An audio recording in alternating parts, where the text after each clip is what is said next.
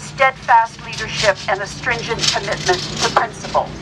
Yet over the last 2 years, many of Columbia's leaders have betrayed our values and contravened our traditions.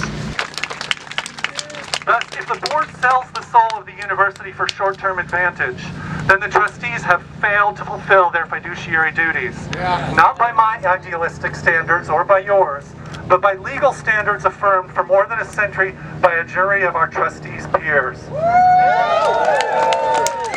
In other words, the 6 appeals we make to the Board of Trustees today are no more and no less than demands that the trustees do their fiduciary duty, to stand up and fight back to protect the vital interests and future of the university.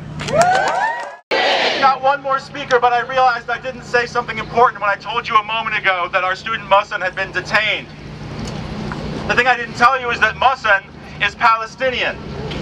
And I don't want to step down from here without saying that word, because for the last year, it kind of seemed like that's supposed to be a dirty word.